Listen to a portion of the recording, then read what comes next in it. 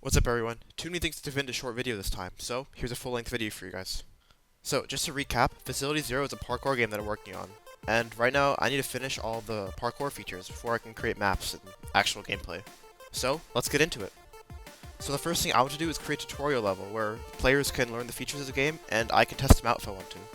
So to start out, I created a layout of the first of the two rooms that I wanted to add. It's pretty simple, I just used Pro Builder, a really helpful Unity package, to create it.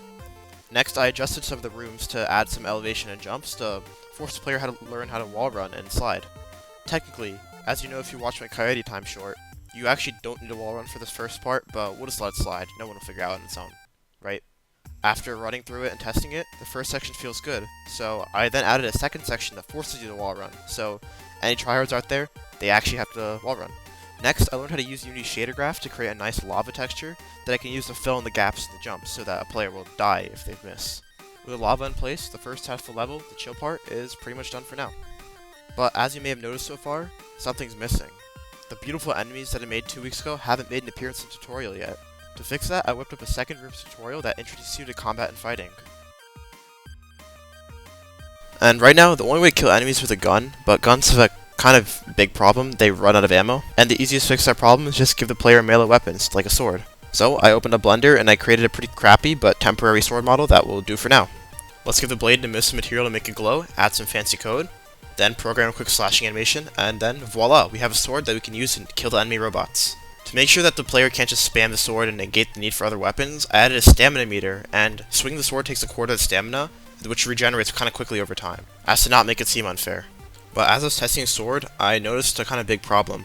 The enemy colliding with the player makes swinging at an enemy jerk the player to the side due to the ragdoll swinging wildly.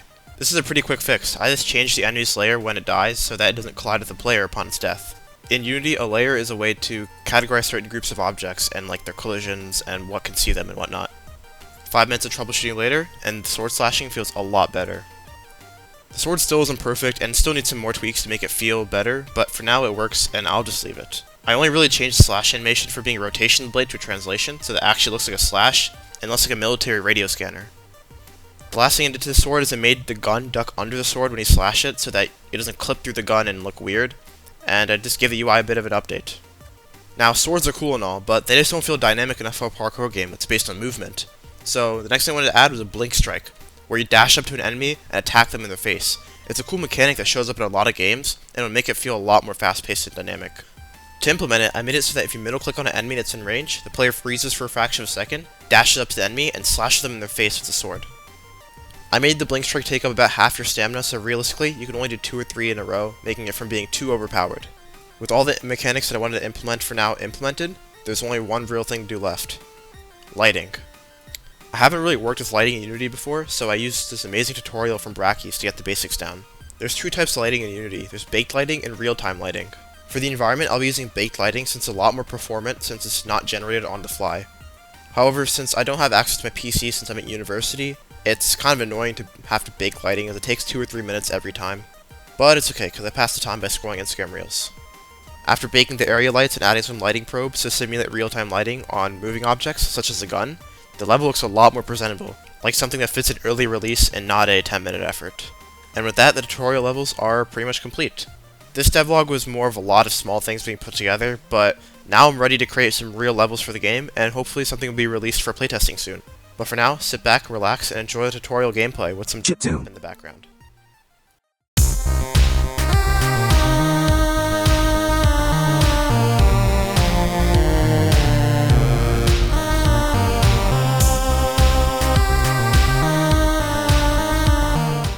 Wait, I just missed a jump there. Let's restart.